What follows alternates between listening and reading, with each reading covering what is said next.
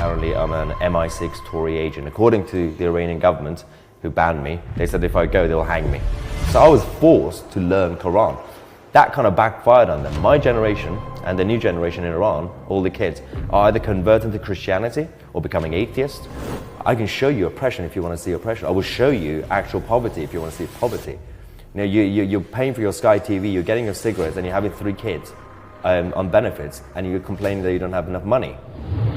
Instead of making me scared, it actually made me more brave over the last couple of years. I basically just said, F it, I'm just going to go out and say whatever I want to say. I refuse to be complacent. This is war and no one's seeing it. And I'm not saying it, people are going to be like the left will go, you're spreading hate, you're spreading division. No. We didn't start any of this. We're trying to defend it. We're trying to counterattack it. But on a very more on standby, basically, like a soldier. I see this as war, and I'm a soldier. My mother taught me, make sure to always say when you're doing your videos or making a speech, don't turn England into another Iran. Information covered up, censorship, corruption. The mainstream media have proven itself to be untrustworthy. I'm here to give a platform for debate, for truth, for open discussion. I'm introducing you to my podcast, Silenced with Tommy Robinson.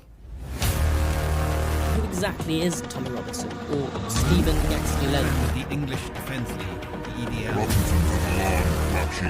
The problem is with Islamic The integration. English far-right Islamophobic activism. Since then, there's been organised protests across the country in London, Manchester, Leeds. People in their thousands are marching for what was years. There is no such thing in this country as a Muslim. Free Tommy Robinson! Welcome to my latest edition of Silence, my podcast, where today I'm joined with what I call him the rising star. I'd say certainly the citizen journalist of 2023, moving into 24. Mahyar Tousi. Wow, thanks for having me. It's all right, mate. It's my pleasure. I get encouraged. Do you know how encouraged I get when I see new people rise up? And new people rise up who aren't controlled, who are citizen journalists, who are working for themselves, giving their own opinion. And it's great to see, because whenever someone rises like this, I always think they're going to stop them. But you've got that big, that quick, it'd be hard to stop you now. So yeah. I'd love to just hear the man behind the headlines, who you are, starting at the beginning, Mahyar. Yeah, it is crazy because obviously you get attacked by all sides. When you're more independent-minded, the other side accuse you of being, surely you're not independent, you're controlled by, I don't know, some sort of other group. But then probably Zionists. Yeah, basically, yeah. And then you got the other, some people on technically should be on our side. They also like question you, like, we don't trust you. You're also funded by Zionists. I'm like, I wish they got a lot of money. I know, I get that all the time. Well, yeah. Mahyar, where was you born?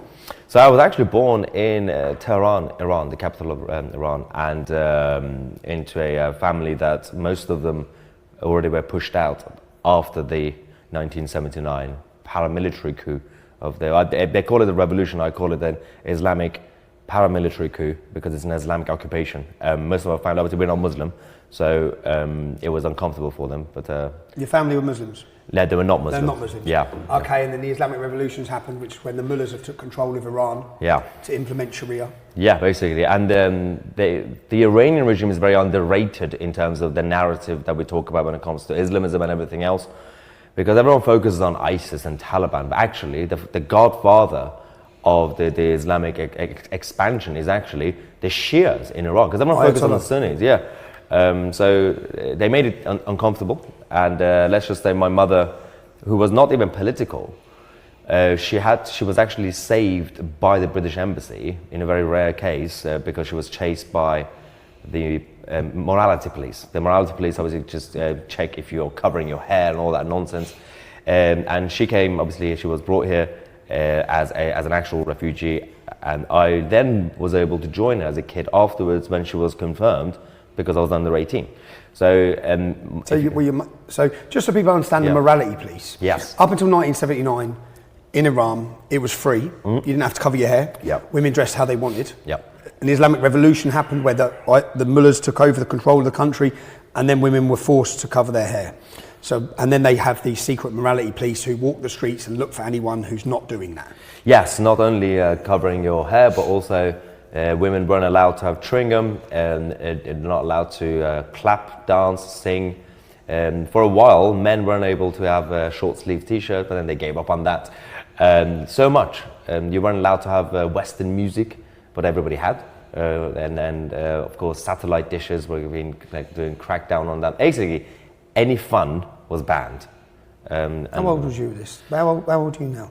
I'm 35 now. I'll be 36 in a couple of months. Yeah. Okay. So your mum's being chased by the rally police, and what she then claims asylum in the UK. Yes, and if you want to talk to people who are concerned about illegal migration now and the type of people who are coming here, talk to my mum. She's more radical than me because she was questioned this years ago about the fact that why is it that mostly young military-age healthy men, where are the women, where are the children?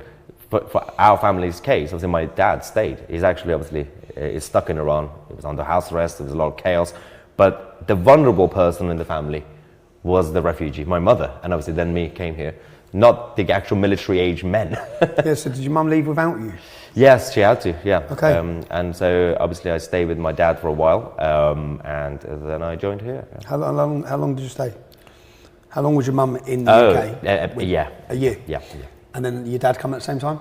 No, my dad isn't allowed, well, he's banned from leaving. I'm banned from going to Iran right now because apparently I'm an MI6 Tory agent. According to the Iranian government, who banned me, they said if I go, they'll hang me. But my dad used to come and visit as a tourist to kind of see me once a year. Then I got into politics, and he himself is a bit of a radical in Iran, protested. Against it? Yeah. And what religion's your dad? Well, they're not really religious, but so my mum's side and dad's side, we got a bit of Christians in them, and Zoroastrians, which is the old Persian religion, basically. Okay. But they're mostly secular, yeah. So your dad's stuck there? Yeah. And they took his passport away, so you can't even leave, yeah. When was the last time you saw your dad? Over 10 years ago, probably 15 years ago. Wow. It's been insane, yeah. Yeah, last time I was able to see him was actually in Turkey. I went there, he went there, and the moment he got back into Iran, they didn't like it that he met up with me because apparently I'm a spy. So, when did they start calling you a spy, and why? So when I was young and naive, I was part of the Tory party. Which makes you a spy. Well, when I was at uni, so it was about, I don't know, 13 years ago, whatever, 14 years ago. And so I got involved with the Tory associations and all that. And the moment I became political, they basically said, yeah, you're on the list now. And that was because it was all at the same time as, if those who remember, 2009, there was this fake election in Iran. They rigged it. The Green Movement. So they were really paranoid. They're always paranoid anyway, but they were paranoid about anybody who's outside of Iran who's speaking out. About Iran. Yeah, so there's basically a fatwa against me now that they want to kind of target me. They have tried in London, by the way. They tried to kidnap me.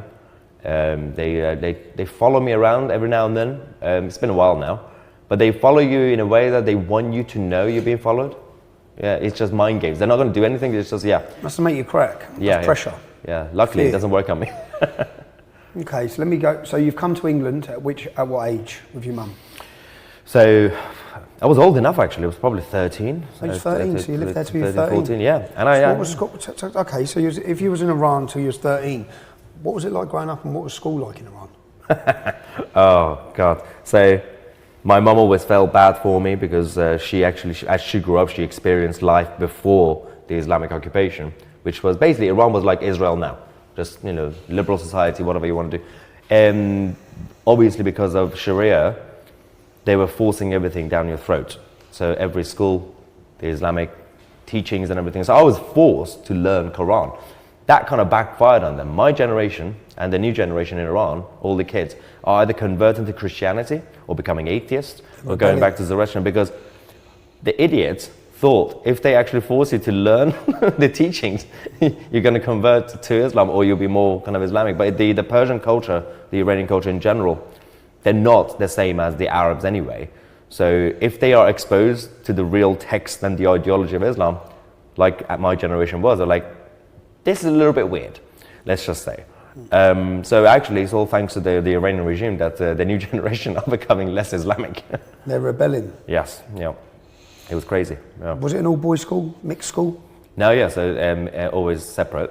And I actually went to a small independent school, so it was actually, the education system there, despite all the stuff, was actually slightly better than here, because most schools were small independent, not really some sort of posh private. You know, it kind of not that expensive to pay, I think it is now. But even the private schools or independent schools were forced by the regime to follow certain rules, obviously all boys. And but we were mixed with, again, with different types of people. So there were kids of families who were pro-regime, and there were very much any sort of teaching in school, like some sort of, I don't know, teacher who was doing science.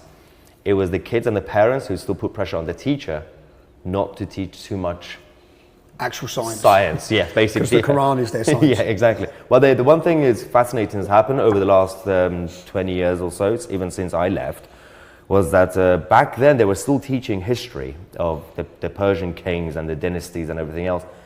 They have now completely erased history. When you go to school in Iran, they only teach history of Iran post-Muhammad. So essentially, and of course they're Shia, so there have been a couple of imams, Shia imams who were in Iran, like Hussein and a few others, and they focus on them. They don't really talk about the kings anymore, or where the actual origin of the country came from. Because they don't want the children to know their history. Basically, yeah. They want them to believe that that is their history. Yes, yeah. Did you have any brothers or sisters? So I've got technically a half-sister from when my mother came here, got remarried. I don't really see her as a half-sister, I just see her as a sister. Okay, so your mum come here and had a child here? Yeah, yeah. Okay. When your mum left to claim asylum, were your mum and dad still together? No, so they got divorced a year before anyway, Okay. so yeah. Oh, okay. Yeah, Then you stayed with your dad and then you come over after a year. yeah. So you come at 13. Talk to me as a 13-year-old boy. You've lived till you're 13 in Iran, Yeah. under the Islamic regime. You then arrive where? So for just a very ordinary middle-class kind of family in Iran, we ended up on a council estate in Lewisham, southeast London, under the Labour regime. So we went from the Islamic regime to Tony Blair's regime. Which one was better? So the interesting thing about this is, usually speaking, when people move to the developed world, there's a culture shock because they look up, they're like, oh wow, there's McDonald's here, or whatever. Without being arrogant, for me and my mum, it was actually, the culture shock was slightly the other way around, because we were looking around the area and the school that I had to go to, a comprehensive school, obviously a state school, the standards were low. I was in year 10, 11, and we were doing algebra that I did when I was 6 years old in Iran. So for me, it was like, what is going on here? But one thing was quite clear. For me and my mum, despite the fact that technically it was a bit of a downgrade in terms of the standards of living, like the flats and everything else, we were still so grateful that we had finally opportunities and freedoms and got embraced by the generosity of this nation. And we were looking around, and people in those areas, obviously the more urban working class areas, everybody around me was complaining, even back then, the beautiful Labour government, that this is the worst country in the world, we're all going to die, and this is just the worst thing ever, Britain, England. And me and Mum was confused. We were like, what are they complaining about? I can show you oppression if you want to see oppression. I will show you actual poverty if you want to see poverty. You know, you're paying for your Sky TV, you're getting your cigarettes, and you're having 3 kids on benefits, and you're complaining that you don't have enough money. I could show you actual poverty. So, but my mother always taught me, because of this country saving her, and of course me, not only we have to be grateful, thankful every day, but also give something back. That was our duty, to become nationalists in this country. If this is going to be your new home, you need to embrace it. Don't always see yourself as the guest who was welcomed, but you have to make this your home. There are still many people, and many well-meaning migrants, immigrants in general, because they are from certain cultures, even if they want to integrate, they just can't. There's something in the back of their head, because of the pride that they have for their own original culture and heritage, they always would see themselves as foreigners. This country is really too actually soft but welcoming. You can easily integrate compared to like migrants in Germany or France. You can never become German, you can never become French or Danish, but here you can become British if you want to. Yeah. Can I ask you, with that opinion on it, Because America and Britain played quite a pivotal role, I believe, in the Islamic Revolution Yeah. of your country. So that means our governments Yep. played a role Yep. in the enslavement of your country's people. Yeah. Do you? Because so many people justify their anger against the hatred of Britain, yeah? Whether it be some of the Irish would have done, they still hate, Yeah. they don't now, but they would have done. Many people talk about history with the British Empire. It wasn't that long ago Yeah. that Britain had an involvement in what now has taken the freedoms away from Persian people in Iran. Yes. How do you sit on that? It is interesting. Because yeah. Obviously, the British had parts of the south of Iran a little bit, and the Russians in the north. Oil was involved, and then the Shah of Iran, obviously back in the 50s, called America saying, "Can you come help me get rid of these guys?" So Iran and America got close, and then in the 70s, America and Britain and France betrayed the Shah. So they actually trained the Islamic occupiers because they didn't want the communists from Soviet to take over. So you're right. There's been the Western globalists did certain things, but having said that, there's something I have spoken to many other Iranians and Persian Iranians and other Iranians in the West and here. Most of them have the same thinking as my mother, because I think that the Iranian culture is rich, like the Anglo-Saxons. So, for example, the Persians don't see themselves as Asians. We're very different. We're just here, and they have the story about their origins and their actual ethnicities and everything else. They had also empires and kings. The Iranians, like my mother and myself, we move on. Yeah, because most Iranians that I've met in the West Yeah. are very patriotic Yeah. for Britain. Yeah. Most. Yeah, because But that's the thing, I look and think, but would I be angry as well? Would I be No. angry? So you're right, there are other cultures, even as you said, the Irish against the Brits, if you have an Irish living in London, they're taking advantage of the opportunities of London, but they still have a problem with what happened 100 years ago. Well, it gets to Paddy's Day and everyone sings IRA songs. Yeah, exactly. That's what Luton's like, I'm telling you. I'm Yeah. telling you, Luton, so my mum was Irish. It gets to St Patrick's Day and you've got loads of kids who have never been to Ireland standing on tables singing IRA songs. It's like, what are you doing? I know, absolutely.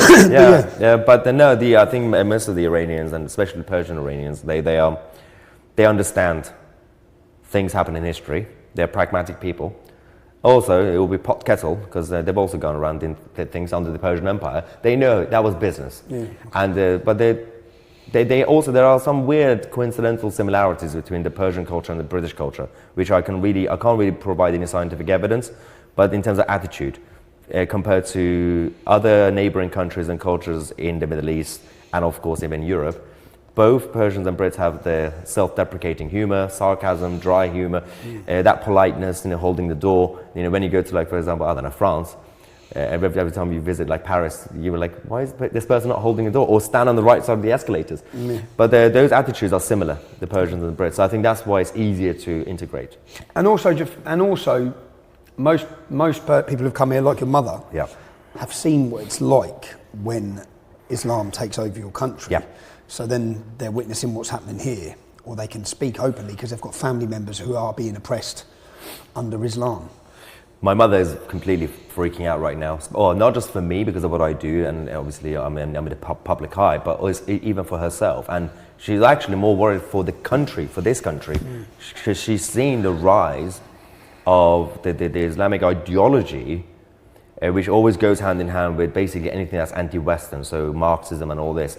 The same thing happened in Iran. In the 70s, there was a rise of basically the commies and the Islamists, and the population who were privileged and they were a liberal society in Iran, they were having a great time, they were complacent. They didn't see it coming. And my mother taught me, make sure to always say when you're doing your videos or making a speech, don't turn England into another Iran. Remind people, because it could happen, and it's clearly happening slowly. Within the next 10, 20 years, 30 years, we're going to have a huge chunk of the House of Commons, MPs, being either really far left or obviously the Islamic.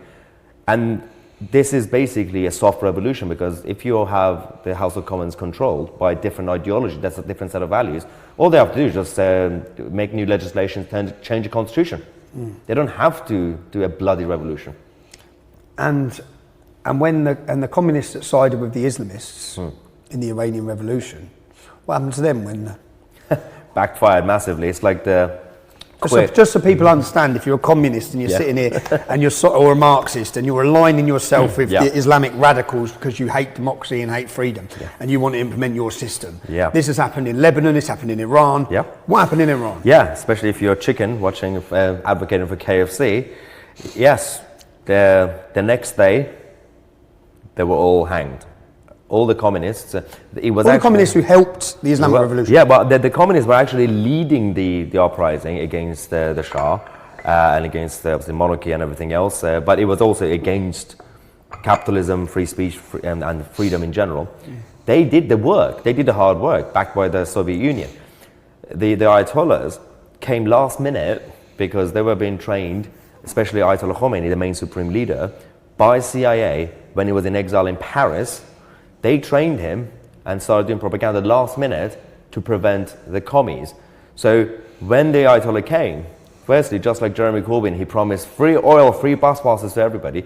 They also promised the communists, we're going to have a republic. You can have a political party. You can have elections. Then they had an election, and the commies all one by one disappeared. Yeah, basically. Publicly hanged the next day, no? Yeah, literally. Oh, it was bad. It was literally on the streets. And for a country like Iran with that culture and heritage, it was weird.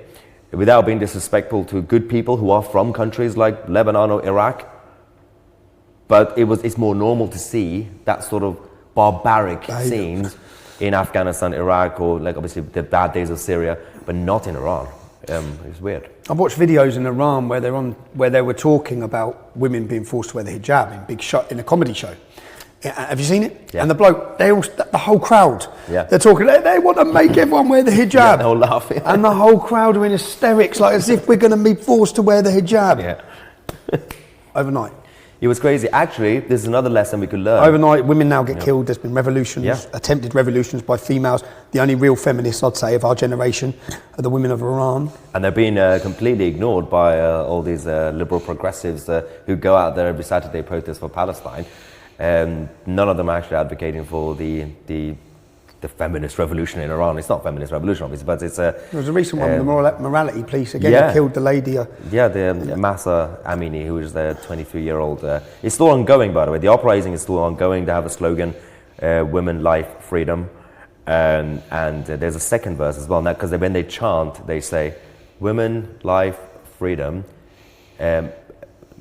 man, prosperity, fatherland. If translation will be fine, because it's very, very kind of out of context, because of course the Iranians see themselves as Aryans, the original Aryans, so they call the country fatherland instead of motherland. Okay. So the BBC always gets confused when they show the chants in Iran, when they say, they actually do say, no Gaza, no Lebanon, our life is only for Iran, we're Aryan, but they don't mean they're Nazis. They just mean we're Aryan. Anyone who hasn't, you really need to look into these uprisings by the females of Iran and look at and understand what they're going through and what they've gone through and how willing they are, I think, and how fearless they've been over the years. There was one point a couple of years ago when it really blew up, and I was thinking, I was watching it, and my mate's with an Iranian girl who's a refugee who can't see her family as well, And I know that at that time she was like, it's happening. She was crying, thinking freedom's coming to the people of Iran. These are the real people who are fighting for freedom. And then we've got, and all of our so-called freedom loving on the left are siding with Iran. Not only that, because you said earlier, you were asking about kind of recent history with the Brits and the Americans' involvement in Iran and the Middle East. Backfired massively. Now all the schools are chanting about death to the USA. Well, yeah, I mean, it did definitely backfire, but the problem that the Iranians have is actually less with those guys, the British establishment back in the day, because they saw that as business. Fine, they just came, they did their thing. They have a bigger problem with the Western globalists. Now, specifically in Iran, there are proactive chants regularly against the US Democrats, because the reason that last year it kind of fizzled out a little bit, it's still ongoing, but kind of failing, because Joe Biden sided with the Iranian regime, gave them millions of dollars, again, billions of dollars. Billions, right? Yeah, and 2009, the previous uprising, the Green Revolution, Barack Obama took side with the Iranian regime, made the Iran deal instead of actually supporting the people. in the 90s. And the people were crying out, each one of ththese revolutions, they're crying out to America, help us, help us, help us. Yeah. If ever there should be I could look at America and their geopolitics and how they get involved in other conflicts. Yeah, yeah. I look at this, I think these people are oppressed and they're crying out every time for years. Women are being butchered in the street. Yeah. And you want to invade Afghanistan or Iraq. I know, it's crazy. And then, again, they have been betrayed by the US Democrats all the time, Bill Clinton, Hillary. And you're right, if there were at any point there could be at least an academic case for humanitarian intervention, it would be this. But the Iranians also are smart enough to know, because they've seen what's happened before, they don't want to be liberated by the Western side. They want support. They do want support. And actually right now, the biggest allies that they have is Israel and in Iran. And they're very brave. Some of them, they're still going around either flying the Israeli flag or doing graffitis with the Star of David, because they know that the Jews and the Persians throughout history, they were always allies. And they know that Israel is already the boogeyman anyway. So they are trying to push Israel to hit the Islamic Revolutionary Guard. So not necessarily invade the country, but as long as they hit the nuclear sites and a couple of other, to weaken the regime so they could finish the job. People can rise up. Yeah, that's all they want. They don't trust the Americans anymore, they don't trust the British, because they see them as weak now. The leadership doesn't exist anymore. And they're looking at the likes of, the Putin and, Assad and all these guys. Not that they support them, because actually they don't like those guys, but they say, this is strong leadership. Why can't we have that? But good leaders, but strong. Yeah. Okay, so let's get back to you. You've come to the UK, you're in Lewisham, you're 13. What's it like going to school? What was the demographics? What was it like as you're a refugee? Was there racism? Was there hostility? Well, that's interesting. But so technically, son of a refugee, so I don't want to take too much credit for being a refugee. But so Lewisham was already very, let's just say, diverse back then, because it was more urban, working class anyway. Mostly the black community. So we had like 4 white kids in my class, one of them ginger, and then the majority black, but British black, and there were a few other just different places. That was the beginning of more the multiculturalism. So you had like Bangladeshi and a few other cultures, Pakistanis. So a couple of things, especially for someone who came from a place that didn't really see different skin colors like black people, you would think that, as a normal human, you'd be like, oh, these are people, they're different people. No, we saw all of them as just British. It's all about attitude and behavior, not skin color, because the black British kids were just British anyway. They were doing everything that the white kids were doing. The only racism I got was actually from a couple of kids from Pakistan in this school who tried to beat me up because I was Iranian. So they had a problem. And I always tell people, if you want to see real racism, I'll take you to like Asia and Africa and the Middle East. The neighboring cultures hate each other. Yeah. You think, the English make jokes about the Irish. That's nothing. That's actual racism that they have. But back then, there was harmony in society in the neighborhood. Everybody was basically English and British. But now, my mother was still there till recently, and now she's decided to flee that area and move to Essex. With her husband, who's from Essex, to actually have a peaceful life. So it's not white flight. Can we correct? Because it's not white flight, yeah? Because what they used to call white flight has now totally changed, because the blacks, certain other demographics are all leaving as well. They're trying to get out of the now densely populated migrant. It's because, so even though 20, 25 years ago, in terms of skin color, you could see it's more darker than white, but actually no one cared. But now, that same area, you actually started to have actual multiculturalism, so literally different cultures, mostly the different Islamic cultures. People forget there are different cultures inside the Islamic culture, because the Shias and Sunnis also hate each other. And then what's turned out to be now, in the same area, in Lewisham, is basically part of Lewisham is no longer multiculturalism, is one culture dominating over the others. So even the British black community... Can we ask which culture it is that's dominating? It's crazy. The Christian black British community, even they are fleeing. They're like, we can't even go to a mosque. We can't even go to a church without being accused of being infidels or whatever. Yeah. It's insane. So you've done that at 13. Did you enjoy school in England? Did you... Well, I was academic? I was always a rebel and a contrarian. And clearly I was smart enough to get good grades when I was back in Iran. But I was always lazy anyway. But what made it worse was the school day education standards here were so low. As I said, we were doing things in year 10 and 11 where I was getting bored because I did this when I was 6. And so that actually made me be worse at school. And I started bunking off school, year 11, after lunch, and no one cared. And this is where you need to bring back traditional values, even, let's go extreme, Victorian standards, because for a kid, you need discipline. They didn't care that I disappeared after lunch. Do you mind if I ask as well, if when you come here to live with your mum and your father's not there, did that play a role in a bit of your direction for those few years? Was it a struggle? Did you miss your dad? Did you miss having a fatherly figure? That's a very interesting question. I didn't think about it before a lot, but actually as I grew up, I realized the importance of the father figure. So my mother had to play both roles, and she did a good job. She was a dictator, so my dad became the cool guy. But it is very important. Luckily, I was still in touch with my dad regularly, saying he still gave me his wisdom and everything else. And his wisdom is very much, he's one of those dads who just basically teaches you boys will be boys. He didn't try to he encouraged me to make mistakes. Because then certain dads try to be like, no, don't do this, don't touch that, don't do this. Actually, I'm so glad I had a dad who basically taught me to be brave and take risks, but take responsibility. And learn from those mistakes. Start drinking beer, but if you get a hangover, it's your fault, basically.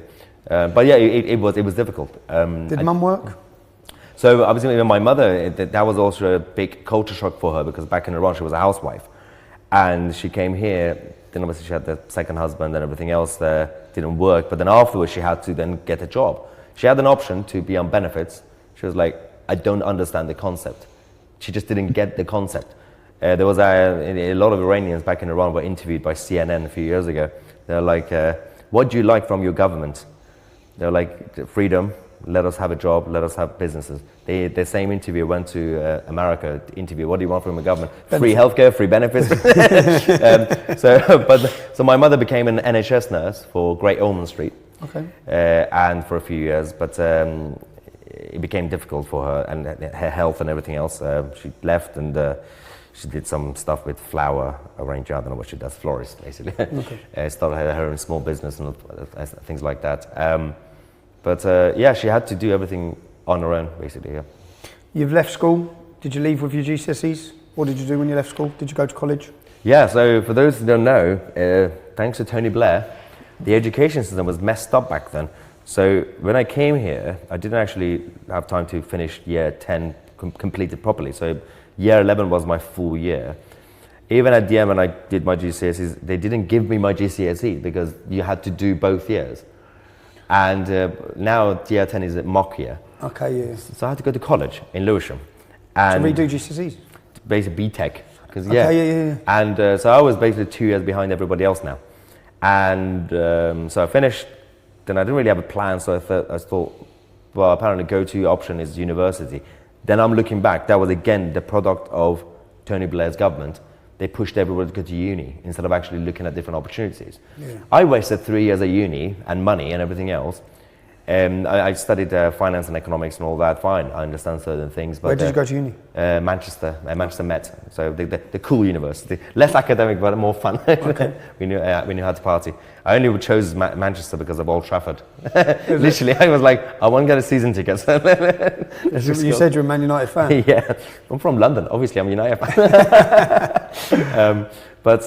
Yeah, so I was 2 years behind at this point, but it was a waste of time. But uni really helped with one thing, exposure to life. And that's when I became even more political. I actually got involved with the Tories and all that. At university? Yeah, that's the only thing that the university days gave me, not the actual some sort of degree that could help me with a career. That was a waste of time. Not everybody should go to uni. No, I agree. Yeah, it's terrible. I don't want my kids to go to uni. Also, with all these new courses, well, lesbian dance theory, well, what am I going to do with that? And most courses are useless. They're just, So you've gone to Manchester. Was that a change? Because Manchester's a great city. Well, it was. He was. Yeah. And well, no, because I was always a city boy anyway. So I was in the capital in Iran, then obviously London. I think that was the other reason I chose Manchester over like a campus university. I think it was out of fear. The city was more comfortable for me, which is kind of weird compared to other people. But that was also the first time I was actually exposed to more northern people compared to London. All the northern kids going to uni. What did you think when you met northerners compared to southerners? They were so lovely. The first 2 weeks I didn't pay for drinks. We actually... So you've grown up in London. See, I see London as a country in itself. Yes. Very different people, totally different. Yeah. Step out of London, you meet different communities as well. So Yeah. you've gone to the north. You're meeting northerners. Yeah. Good fun. Yeah. Also, very good-looking women and girls, but I was incredibly bad at social skills in terms of trying to date. So With women? yeah, I didn't succeed at uni. No, No? no. At all? I was a late bloomer.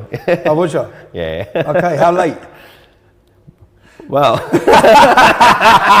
Have we? early 20. Early what, 20s? Yeah, like 2021. Okay. Yeah, but it was interesting because it was. So you've gone 3 years through uni and you didn't? Well, I did at the Mahyar. end. I did at the end. Oh, yeah, okay. Yeah.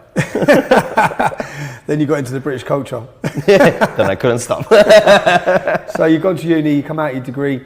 Talk to me about getting involved in politics at university. How does that happen? So it was interesting. And why did that happen? I didn't realize it was always hardwired. When I got involved, then I realized, it makes sense because if you're from certain countries, I would include countries like Russia and Iran and certain countries that are people automatically, even as kids, when you wake up, you have to check the newspapers, you have to check the news. It affects your life. Obviously, it always affects you, but in the West, you become kind of complacent because things are relatively stable, relatively peaceful and prosperous. But those places, anything could happen at any point. So without realizing, I was always wired when it comes to finding out what's going on anyway.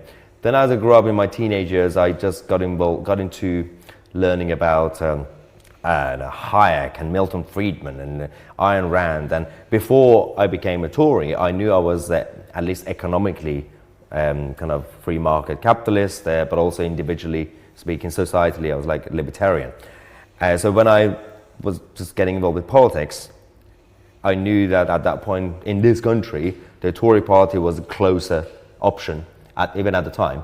When you talk about free market capitalists, because I'd say as a working class kid, Yeah. I grew up knowing nothing about any of it. Any of it. If someone said, what's capitalism? I don't know. Yeah. What's communism? I don't know. Yeah. And I didn't really care, in all honesty. This was a shock I had. But I already knew about it since I was a kid, but when I came here, I was talking to like friends and like teenagers. No one knew anything about anything. I was like, this is a problem. We're clearly having a problem because we're not teaching, and it's not just about that. It's a basic education about the British values, British constitution, the basic stuff, nothing complicated. We're not teaching that. And when we teach that, for example, capitalism versus communism, I've seen how they teach it. I had friends who were teachers, secondary school and uni. It's propaganda. They teach. In what way? They teach like capitalism, the caricature version. They focus on the I don't know, the Victorian days, the Industrial Revolution days, by factory owner will own you. Like no, but free market capitalism is supposed to be just the platform where you just exchange goods for goods or money. And the reason they did this propaganda, I realize, the system wanted this over the last few decades because the system basically replaced it now. We're not going towards communism. We're going to a new version of it, which is corporatism. Basically, big government and big business going hand in hand to control you. They don't want free market capitalism. They don't want actual freedom. They want mass corporations to control and everyone works. They want control. Yeah, few they're scared of actual too much freedom. It's also because people don't really want too much freedom. People don't want to take responsibility. Freedom comes with responsibility. We saw what happened during the lockdown days. After the Project Fear that started, following that, it was actually the population who were too scared. They were the ones putting pressure on Boris Johnson and a few others to lock us back down. Keep doing more lockdowns. Like, people want, the thing is, people are, the masses, you have to be careful. If you scare them enough, they become the tyrants. So the same thing happened again in Iran, in the Soviet Union, the Russian Revolution. The smart dictators use the people against people. They get them to be scared. They use them. They've done it with COVID because it was all your neighbours who were turning on you. Exactly. Grassing you up. Yeah. People you might walk in without a mask and it's all the other people wearing a mask. Where's your mask? So what are you, the police? It is interesting. But you asked about obviously uni and politics. The reason that final trigger for me to join a political party at the time and Tories was a very interesting story. A friend of mine took me to a Labour Society drinks with students. I walked in. The first person came and said, "Hi, what's your name?" I was like, "Hi, Mahyar. Where are you from?" London. And he was like, "No, where are you from?" I was like, "Oh," I didn't mind. I was like, "Oh, I'm Iranian, Persian." And he turned around the room. comrades, our new Iranian brother.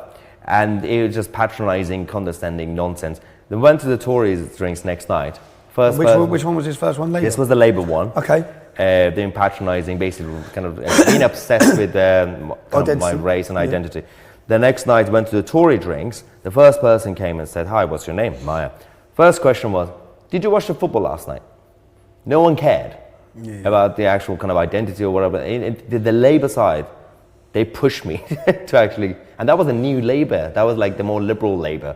They pushed me to be like, F it, I'm just going to go to the Tories. And that was David Cameron's Tories. How old was you at this time? First Tory meeting? This is about 2009-10. So, so David Cameron. Was that you coming out of university, still in university? Beginning of uni. So Beginning of uni? Yeah. Because I'd say it's probably changed now within universities from then and now. Was it easy to be a Conservative Tory member at university? Was there hostility towards them? Was there aggression on campus to do with politics, or wasn't there? I'd say there is now. But yeah, it was easier to a point because the Tory movement or any right-wing movement was smaller and softer. So it was still David Cameron's Tories, even though it was at the same time as the tuition fees protests and all the Socialist Workers' Party and all these weird people. But it wasn't as scary as now, let's just say. Yeah. It's completely mental now. Yeah, people wouldn't. I don't think people would say they're a Tory at university. No. We used to say it. At least they used to make fun of us. That's it. They were like, "Ha ha, you're a Tory." Now you get stabbed. Now they want to attack you. Yeah. Which now is producing a generations coming out of university with one mindset. Yes. They've got the influence of the next generation of university graduates are all coming through with one vision. And they did. There's no healthy debate there. No. It's not healthy to have that coming out of the education system. When you have two sides that have opposing views in universities, probably you can have some healthy debate and people can make their own mind up like you went to the Tories. Well, they did exactly what Chairman Mao in China or Stalin in Russia were trying to do by force, putting a gun to your head. But they did this softly and slowly throughout decades by infiltrating the academia and the media and everything else. The outcome is the same. They've created sheep and people who are scared to speak out. So back in the day, that one person who wanted to be a rebel in Nazi Germany or Stalin's like Russia, they would stand up and they get shot. Right now, it's not that the fear of there's a gun to your head. If you stand up, you get cancelled. You might even go to jail. And everyone's going to turn on you. Basically, yeah. See you as a figure of hate. Yeah. Okay, so you've joined the Tory party, the Conservative Party, just as a basic member, or did you become an activist? Yeah, activist, yeah. Oh, yeah? Yeah. But yeah, it was back in the day when the young Tories were actually very active and they actually existed. Right now it doesn't exist. It's just a I don't know, propaganda where on the website, yeah, we have young Tories. No, you don't. But there was a reason they had to stop it because we got a little bit controversial. What are you saying, that the Conservative Party don't have a young Tory membership? They have young members. They don't have a young but movement. they don't have a movement. And That's going to be so damaging for them Yes. as we go forward in elections. Exactly. The next generation. Exactly. They stopped it in 2015 because of some scandals that happened. What sort of scandals? Parties? Yeah, but I mean, it got out of hand. But before that, the young Tory movement was very active. So you had elections and stuff, and it got toxic. And they saw it as a bad thing. I'm looking back. I'm like, actually, it was a good thing because it manned people up. People like were experiencing. It was like practice for actual politics. You know, it was nonsense. Yeah, people were doing campaigns and stabbing each other back for like a Tory youth committee position. But actually, that was a good practice. Because that's what's going to happen in real life. Yeah, now they don't have that practice anymore. But it got controversial, and stories came out, bullying and things like that. They shut it down. Instead of fixing it, they shut it down. And now, not only we don't really have, firstly, the Tory party is just going crazy anyway, but we don't really have young people thinking that they want to be a Tory, let alone actually be in practice. You can look at the new Tory MPs from 2015. So 2017, 2019, the new intake, even the young ones, are a bunch of wishy-washy wet lettuces who are just yes men who say yes to the Tory central machine because that's the only way they will get selected. They don't have their own mind anymore. Even people like David Cameron and George Osborne, we would disagree with them politically, but they had their own independence back in the day when they joined, when they got into kind of rising up. They had the freedom, like, hey, we are going to be implementing our vision for the Tory party, liberal Tories and whatever you want to call it. At least they had conviction. Yeah. Wrong conviction, but they had their own conviction. Right now, everybody's a puppet. And then that's why they're all standing down. And most of the Tory MPs who are standing down in the next election are the new MPs, because they realize, oh, they just wasted their time. All that money, sacrificing their family. Stand down because they're going to get voted out. Oh, exactly. They have no And choice. they know it. Yeah, that's why they're standing down. Yeah. They're gone. Terrified, yeah. So, at which point, Mahyar, at which point do you become public? Like, which point did this change for you? Where people start, when you start making videos? Oh, so... Which point do you go from activist to what was your career path then? What was your job path from there?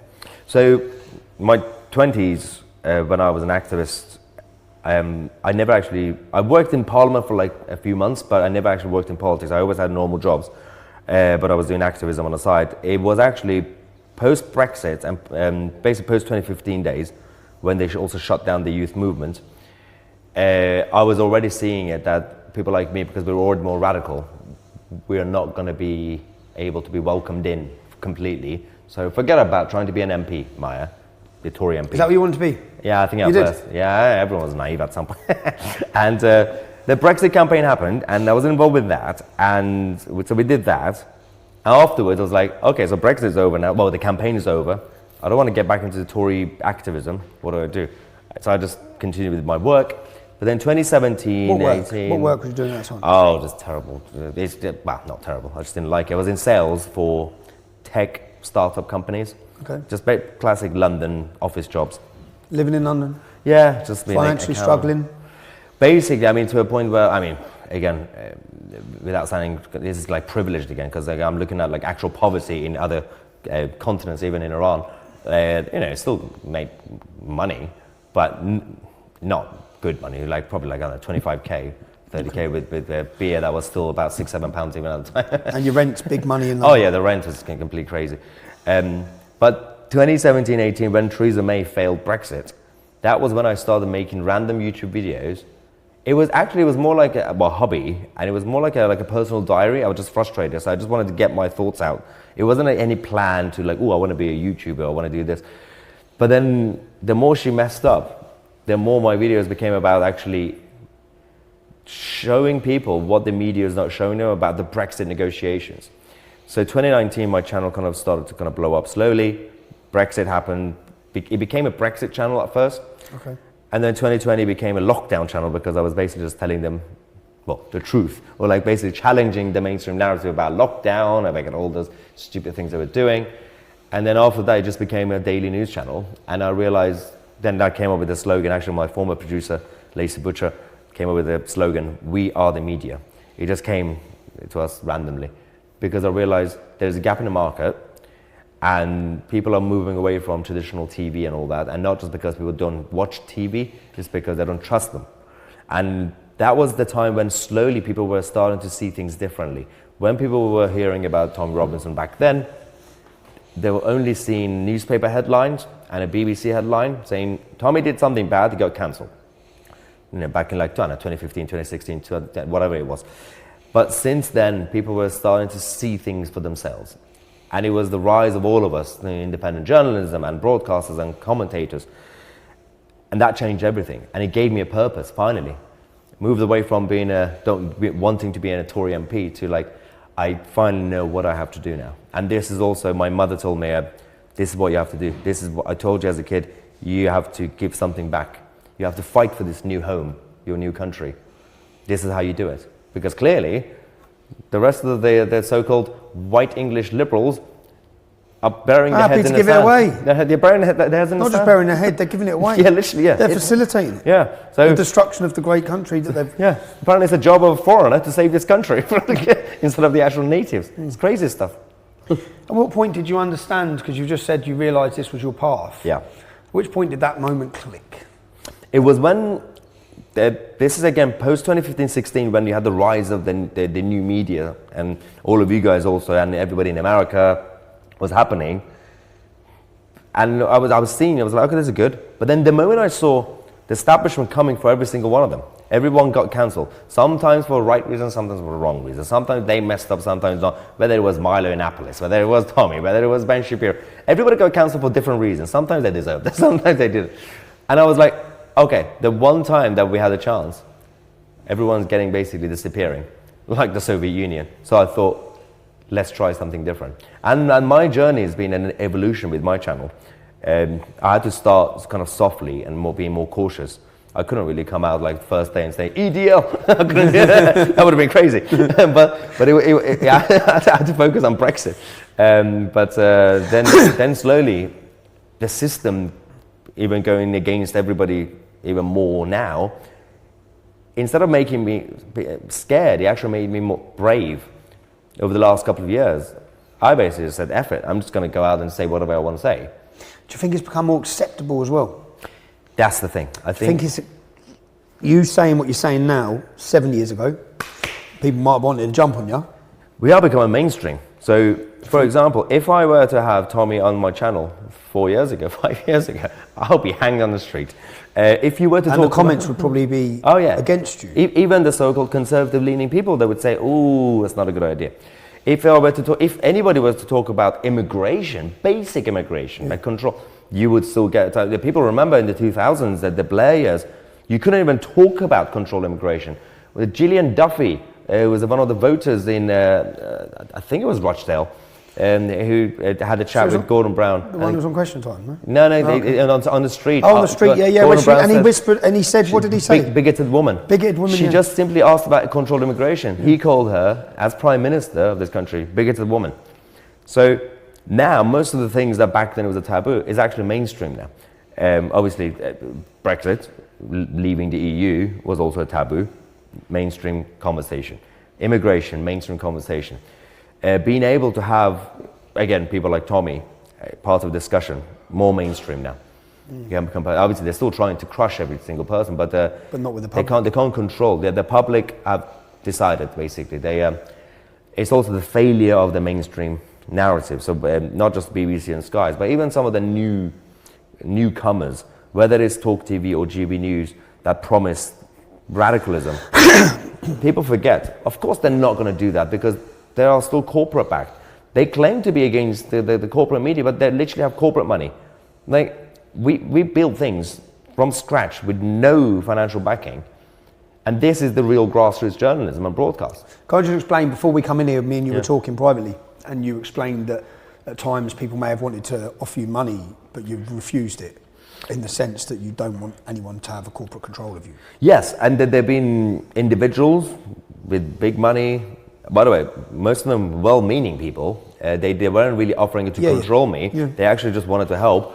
But I knew myself. I'm a contrarian. I just can't, and I'm against authorities, so I can't really be part of a team. That's why I failed in all my jobs in school. I kept jumping, but they would inevitably. Probably why you're successful, bro. Yeah. So this is advocacy against schooling. But I knew that inevitably it is actually part of capitalism. If you have an investor giving you all this money, of course he's going to have demand saying, at least check how is it going. I just didn't want to answer to anybody, and I think there was the right decision. My channel has been going for a few years now. It's been growing quite well, but in terms of the actual infrastructure of it, slowly. So the following is going up. We're now about 420,000 subscribers. What's your reach now? Do you know? So now it's kind of, the demographic is kind of more international. Therefore, for the first 2-3 years, it was mostly UK based, so like 90% UK, because I was talking about UK politics. And I was talking back in the day with some of our probably mutual friends who also in the same markets doing new media. They were telling me, this is going to fail. You're talking about British politics, it's boring. You should follow us and talk about American politics. You probably know who I'm talking about.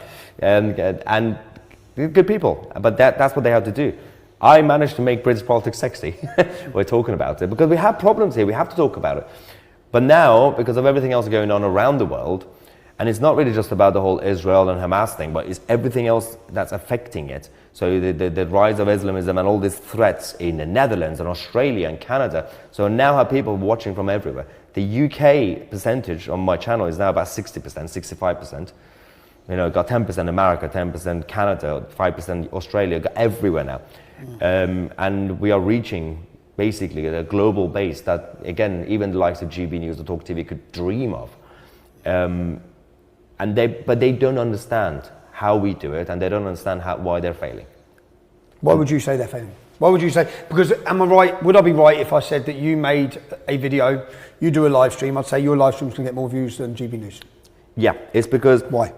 So people are becoming, despite the fact that we've got the rise of social media and everything's becoming more techy and clinical, humanity always thrives for the human touch. So it's a weird example to use, but there's a reason that there is a rise of OnlyFans over Pornhub, because even though they're both basically porn, but people like OnlyFans because they like to interact with the actual content creator than just watch something. So it's the same reason that like my model works and people. So are you an OnlyFans guy or a Pornhub guy? No, because at this point, people don't want to go home, sit on the sofa, turn on the TV, just looking at a talking head, telling them what they should think. Yeah, they want the live interactions and the comments. They want that. And they want to be part of it. But they also, feel part of a movement at times. That too, belong to something. And people say, the people who watch our stuff, they say, we don't like the media because they're biased, we like it because you're not biased. They're wrong, but I know what they mean. It's not the bias that people have a problem with, it's the dishonesty. When Sky News, for example, claims to be impartial, but we know, you can see in their facial expression at least, you're being biased. People already know my biases. They know your opinions, and but you're not claiming to be anything else. I give the facts first, I add my opinion. At the end of the day, I still say, don't even let me tell you how to think. Think for yourself. They like that model. Just be human. And all these corporate media channels, even the new ones, is spending millions of pounds on a big studio unnecessarily with army of producers. Why do you need 5 producers for one show? It's insane. Completely insane. At which point, have you seen a personal change? Are you now recognised when you go down the streets in London? Yeah, I mean... is that good? Is that bad at the minute? So for the first couple of years, it was good because people were coming to me and say, oh, hi. A lot of black cab drivers, more normal people coming and say hi. And I was actually feeling left out for a couple of years, until recently. Because you weren't getting no grief? Where is the hate? I was like, everyone else getting hate. And now it's here, and it's bad now. Explain that. So when the Saturday protests against Israel started, which by the way is an anti-Israel and anti-Jewish because it's not pro-Palestine, because they literally started on the first night and the second night after 7th of October to celebrate before Israel even tried to do self-defense. So we know exactly what they are. And even at first, some of them were like looking at me when I was filming, but it was passive-aggressive.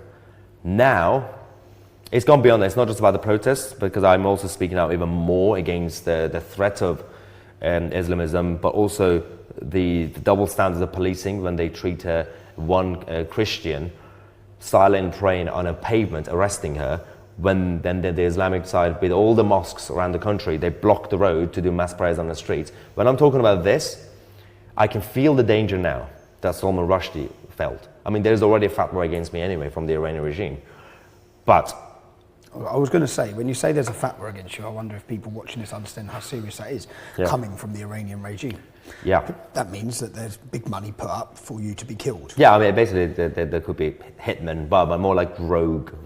Or they hope that they encourage extremist. Some jihadists, yes, some exactly. jihadists to take the call, someone down Speaker's Corner to finish them off. You won't be a government person, No, they don't need to be a government person. No. Just put the call out. Exactly. So, but now I can feel, because they know where I live now, they know things about me. And, you know, when you say they know where you live now, because again, how does this change? You're doing your work, you're talking about politics, you're talking about Brexit, you shift on to start talking about other issues, Islamism, radicalisation, Israel, Palestine. Everything, yeah. How does that change your feeling day to day? When you say know where you live, are you sitting at home thinking, are you worried? Are you concerned? Is your mum worried? Okay, so I'm not going to do neither the kind of scared victimhood thing, nor the kind of unnecessarily hero arrogant thing. But the real truth is, obviously, I'm still human, so you still sometimes, when you're in a certain place, you feel that, ooh, something could happen. But one thing that really helped me is where I was born and where I grew up at first. Every single day as a kid, especially as a teenager in Iran, who was already basically a rebel, and my family, we were already on standby every single minute anyway.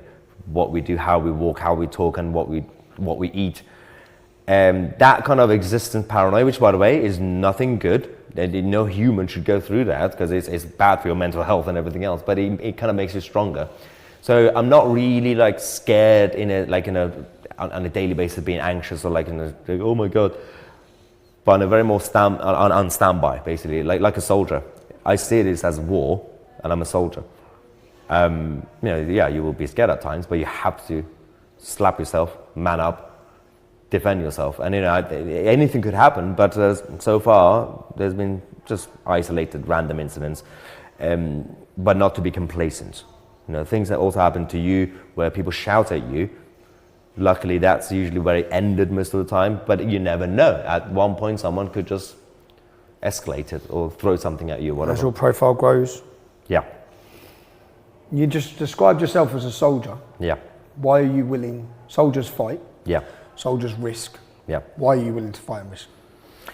Because I do believe in the basic concept of why we are here, even as humans on this planet, but also as part of our tribes.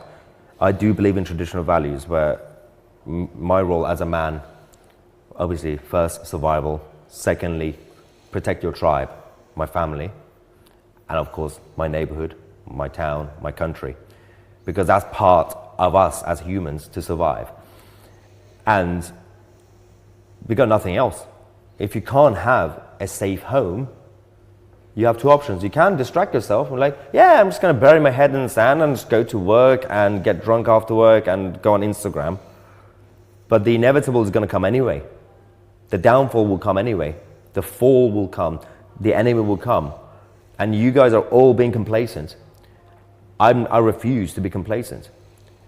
This is war and no one's seeing it. And I'm not saying it, people are going to be like the left will go like, you're spreading hate, you're spreading division. No. We didn't start any of this.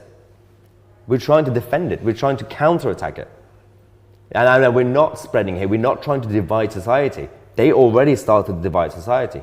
And I've got supporters who are white, black, brown, Muslim, Christian, Jew. They're all on my side saying, yes, we need to speak out. But I tell them, if we talk about the Islamic rise of the Islamic kind of ideology, the so-called Western, self-claimed moderate Muslims, come out now, speak out. Of course, the Western moderate Muslims are basically what they are called non-practicing Muslims. They're basically like they drink beer, whatever they want to do. But speak out. Muslims. Yeah, they're just born into God's family. Some are scared, but there's still some of them who are still traditional in terms of families. They still have that the Islamic mentality of, should I really go against my brothers, my Muslim brothers? That needs to be removed. That ideology needs to be removed. The moment you get Christianity evolved and got better because everybody debated with each other, they called out each other, and they're nonsense. But you're not going to get from the Islamic side. You cannot reform Islam. Islam is a fixed I was text. just going to ask you that. Do you see this happening? Do you see that ever happening? No, there are idiots who go around saying, oh, no, but Islam is younger than Christianity. A few hundred years, Christianity got reformed. There's a difference. The Islamic text is a fixed text with a stamp on it. You can't even edit it. Islam cannot be reformed. Muslims can. And it's their responsibility as well. So Christianity got reformed and many other things. Even socialism reformed itself technically. Social democrats they call themselves now. But Islam can't. So it's the job of Muslims. We got actually an imam, a Shia from Iran who escaped to Australia, Imam Tousi, for those of you who know on YouTube. He's great, and he kept himself as the imam on purpose to tell people, you can't reform Islam, but you have to try to reform Muslims. And again, they have to reform themselves. Otherwise, there's no way any of this is going to change. Okay, you're on your path of journalism. You've become a great journalist, if I may say. People like to watch you. You don't want to be an MP, whereas originally you did. Give me your opinion on Reform. Reform UK? Yeah. So, You was at the recent Yes. opening? Yeah, Reform UK again another alternative party, obviously trying to, but initially they sold themselves as a new UKIP or new Brexit party. And by the way, some of them are good friends. This is not personal. There is an opportunity, but in this country we have to decide where we are. We are talking about the centre-right. We talk about conservatism. Whether we like it or not, there's not much enough space for centre-right or right-wing in general. There's only a place for one party. So either, back in the day, try to fix the Tory party. If you can't, destroy it and replace it with a new one. So it could be Reform. Is that what's happening now? But they're trying, not yet, because the Tory party is still the establishment party. They still have the backing, the financial backing and everything else. You need to bring it down first. And then, whether you're UKIP, whether you're Heritage Party, whether you're Reform, then you come and replace them. The problem we have is Reform UK are trying to be professional. They have some good ideas as well, but they're trying to be Tory light, and they're trying to basically be like a better Tory party, like professional. While the Tories exist, that's going to fail. By the way, they could still, in a very short-term way, they could have a boost, or they could do well. If Nigel comes back and lead them, they could do well. He's about to come back and lead them. I think he's going to have to. He's going to announce that he's coming back and lead Yeah. them. They could have a short-term boost. They could even get 1 or 2 MPs and get big numbers. But if you don't have a long-term goal, plan, you're not going to be able. You need to either join the Tory party, all of you, take over and reform it, or kill it. So when you still have UKIP still trying to fight and Reform UK trying to fight, and you've got, the smaller parties and everybody else, Britain First and Heritage, and of course there's a battle of egos as well. But they don't even know why they want to be the right-wing party. That is the problem. And again, some of them are still friends of mine, all these parties, even UKIP guys. Why do you want to be this country's main right-wing party? Explain it. And with what capacity, what support, what plan? Because we want one of them to do it, or all of them together. We need one of them. Yeah, and it feels like, obviously, the basic conservatism and right-wing mentality is more reactionary compared to the more progressive side, which is more proactive. But we are now the new cool kids. We are the counterculture. We are the revolutionaries. So we can't be reactionary. We have to be proactive. We have to offer ideas. We can't just react to things. The Tory party is doing that. Reacting to events is not enough. You need to provide alternative solutions, like Marine Le Pen. Marine Le Pen is providing alternative solutions. Wilders provided alternative solutions. He didn't just sit there like... And Wilders was brave, man, and Wilders didn't play the politically... No. Play to their tunes. Yeah. Reform, are they still playing to their tunes? Yeah. You can be an ex-member of the IRA. You can be an ex-communist extremist. You can be an ex-member of Al-Mujahideen, a terrorist organisation. And you can join Reform UK, if I'm right. You can't be an ex-member of the English Defence League. Like, what sort of policy is that? Like, what are you talking about? What did the English Defence League do wrong, other than warn you of everything you're looking at now? Yeah. I mean, like these sort of policies, for me, it's like, well, it's just political correctness. You're just weak. It's the taboo. Again. It's the taboo. I mean, the worst thing, and as you were there, like the worst things you could say about the certain moments of EDL is like people getting drunk and say things. But the worst thing you could say about the actual radical crazies, like whether it's right wing or left wing, far right, far left, actual groups, they had manifestos and ideologies that were dangerous. Oh, but you have a problem with some football lads getting drunk. What the hell? It's crazy. Tousi TV. Talk to me about Tousi TV. Where's that going? So, what's your plan? So until recently, until a year ago, it was. And again, has this been just ask because did you plan where you are now, or have you organically just thought, I'm just going to follow this, see where it goes? It was all organic, no plan, mostly because I don't plan. I'm terrible at all that. And it was a one-man band mostly. And the channel was, until recently, was under my name, just Mahyar Tousi, 2 years ago. Then I slowly changed it to Tousi TV as a branding. But now, we have a bigger plan now, because I've been approached by other like-minded people who also have the same goal as the rest of us, and we are now building something huge that we haven't done in this country. We are building a new, it's not just a media outlet, we're going to call it a Tousi TV Plus as well, but it's a revolutionary movement, it's a grassroots movement. We're going to have studios, we're going to have a small team to help other independent creators, independent reporters to also use that as a hub. We're going to use it as essentially the hub that Karl Marx had for all the mini communists. We're going to do our own version. We're going to start the revolution here.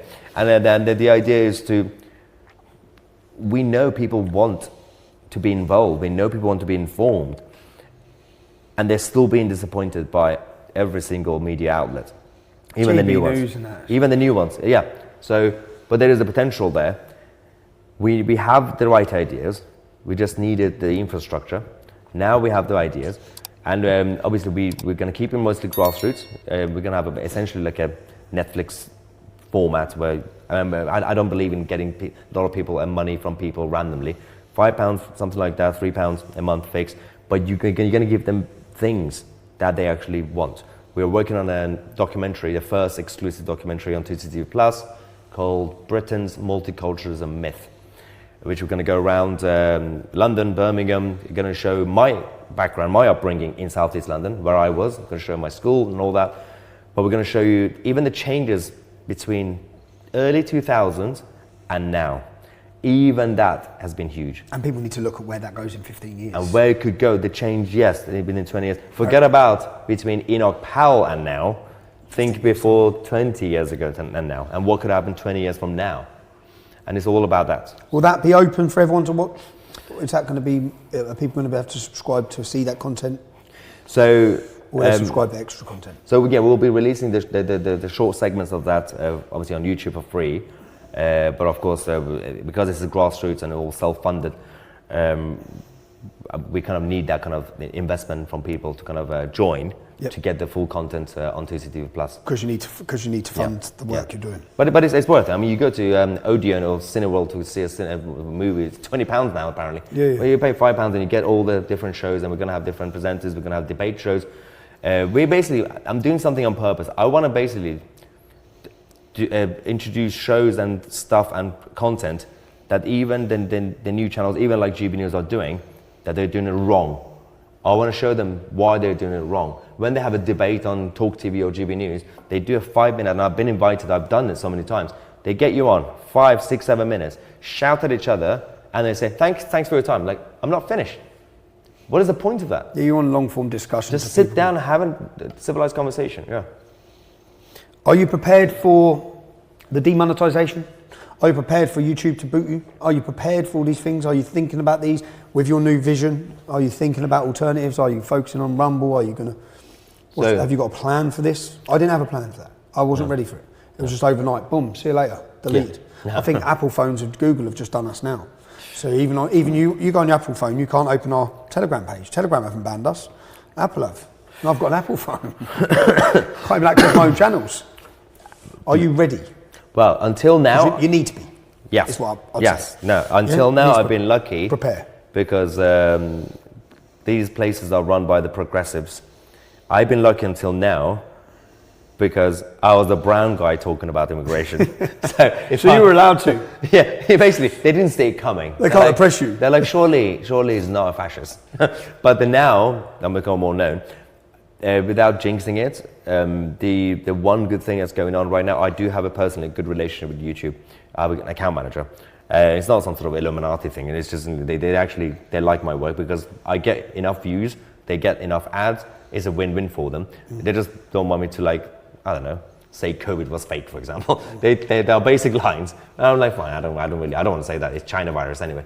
But you're right. I mean, as we go, recently I continue to get death threats all the time, whether emails or letters into my letterbox actually.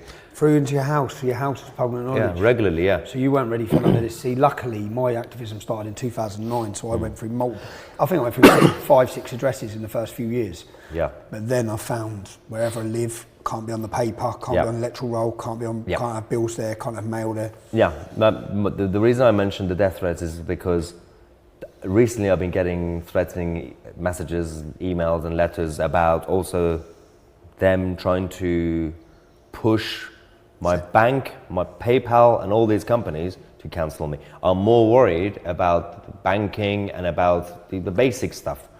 Because if you lose that, all the people who went through the banking scandal, that is harder. You get kicked out of YouTube, I could get all my followers to please join my new website. That's fine. You need to do that now. You need to be getting them to go onto an email database so you can contact them. Yeah, I mean, that's the plan now. So we're going to launch the new website, Tousi TV website.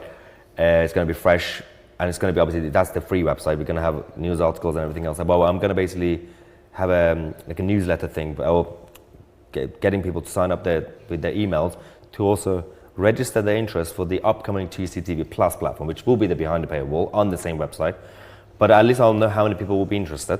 Yeah. And we can actually form a community there as well. So it's not really, I'm not Amazon or Apple. I'm not stealing data to, like, I don't know, spam you with nonsense. No, you need it, because otherwise you'll get censored. When I got censored, I had all these millions of people who follow me who then can't reach. I still see people commenting now saying, I can't believe I found you again. I haven't found you for years. If I had their emails, they would have known where I was. Exactly. So you need to keep in contact with them. Where are people going to be able to, if people are watching this, where can they support you? Where can they find you? So right now it's just YouTube, obviously depending on when this is going to go out. So the website will be launched very soon. But for now it's just YouTube. And the website is tousitv.com? Yeah, so the current one is tousitv.com, but then we're going to have a new one with a different domain.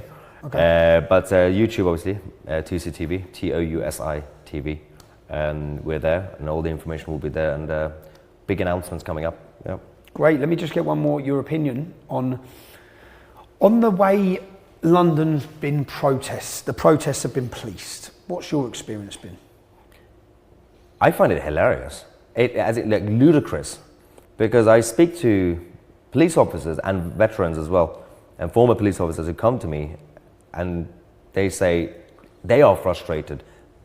They are blaming partly the command and the leadership, but partly some of the fellow police officers who are slightly more progressive. They are putting pressure on the bosses. That oh no, we shouldn't do this, or we should do this. So what they are telling me is that they are all over the place. Progressive or scared? Yeah, I mean, they're all over the place. Progressive or scared? The police officers who are putting demand or are fearful of basically implementing the law, is it because they're progressive or they're scared? There's also a thing about policing in this country, especially the last 20, 30 years, when it became softer and more civilized compared to like the poll tax riots when they were just beating everybody up. It's created a situation where the police officers individually want to be like police officers, to just be robust if someone's doing something bad. But when the crowd is bigger, when there's a mob, they just contain it. When it's one person, whether it's someone having breakfast in London before a pro-Israeli protest, or whether it's some Iranian British guy who's holding a sign saying Hamas is terrorist. He's here tomorrow. It's not because the actual police officers, for example, hate you individually or hate that person individually. It's that subconscious, is that one moment they have, they're like, oh, it's finally just one person. We can actually just grab them. I think there's something about, because the policing, you need certain personalities, and they want to be more aggressive and do things, law and order. And they are being prevented when it's a big mob. So they get it out of their system. When it's one person who's actually trying to cooperate. They get all excited. They get excited, basically. We're all human. We're like, finally, I can grab someone, finally. And it's weird. The amount of pressure they put, it's not just what happened to you, it's not just what happened to Nayak Korbani. There was this little girl, 16-year-old girl, a few months ago, who told his mum that this police officer looks like my lesbian grandmother, nan. She was autistic. I've never been so outraged watching that film. They dragged her out of the house. I've never been so outraged watching 20 police officers. It was disgusting. Yeah. It was disgusting. Yeah, but there's no accountability. That's the thing. That is the issue. Because we, and some of us, when we speak out, we seem like we focus too much just on the police commissioner, for example, and these people. I think there should also be, again, it's the job of MPs as well. MPs should also pinpoint and say, okay, what was the list of the police officers in that incident? What are you going to do about them? That is the thing as well. And the person, the supervisor who gave the order. They have to hold them to account as well. It's not always just Mark Rowley. No, of course. He's not always on the ground. Oh, this is the bloke who pepper sprayed me in the eyes. And that was just insane. Who gave that order? If that was rogue, that police officer should be scrutinised. If it was ordered... Do you know what he said in his statement? I've told you, innit? What was he said I was about to break free from lawful custody. I was handcuffed. There's 30. What are you talking about? Also, it was so crowded. Where are you going to run to? It's like, but it's mental. Can I ask you as well, just as we're here, because you spent Armitage Day at that demonstration with me. Yeah. You live streamed the entire event. Yeah. Was you shocked? Did you realise, was you shocked when you saw the way my presence was reported compared to the reality of the day? Yeah, so obviously on Remembrance Day, we were there. You organised a number of tanks and you brought all the guns and we all started. That was a moment when, obviously, a while before that, and we started talking and everything else, I already knew about the propaganda and all the cancellations and nonsense about you over the last few years. But that was the first time I saw it firsthand, that's how easily they could do it. I was there. Luckily, the video is still on YouTube. It's like an hour, 2 hour like live stream where I was literally just following you guys. Nothing happened. We were totally calm. We were trying to help the police. Yeah. Calm situation. And the stories that came out, but they were so detailed. I love it. The allegations, they were so detailed, and that's how they do it. They don't just say, oh, they were there and caused chaos. They're like, no, they were there. They threw 10 missiles and 5 tomatoes. I saw last week on GB News that we threw petrol bombs. Yeah, and you burned Quran outside mosques. But where are the videos? what was that like for you to watch after spending one day at a demonstration with us to then watch how it was reported? Was it an awakening moment? Was it for you? It's like, what's going on? It kind of helped with my self-righteousness and what I do and what I have to do. It kind of helped that I'm in the right and we have to continue this. It just confirmed what I already had a feeling about. The importance of citizen journalism. Exactly. And it doesn't mean we're always right. Sometimes we make mistakes. Sometimes we might have the wrong opinion or whatever. But that's the whole point of a free society and free journalism, free speech. Let everybody say and let everybody report, and then you can challenge each other. That's the whole point. And the current situation is getting really ugly now, because when I realized how easily they could spin something like change what happened, totally just make it up. Yeah, and then that story that they're pushing is just pumped to the whole country. Yeah, well, they could do it with me. They could do it with anybody now.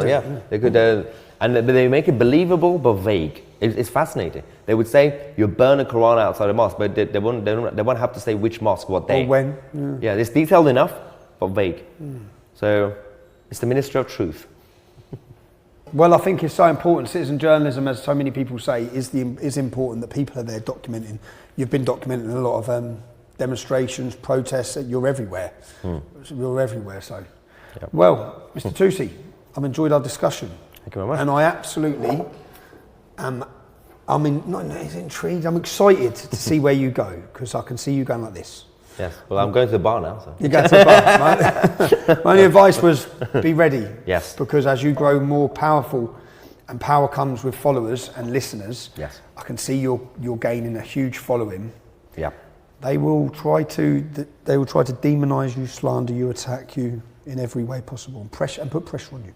Bring it on. Bring it on. That's what I wanted to hear. So let's go to the bar. I'll get myself another hot chocolate.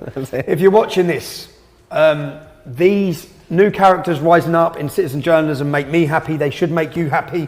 There are so many more voices now talking the truth about politics, about demonstrations, giving you the alternative view to what the media want, challenging the narrative.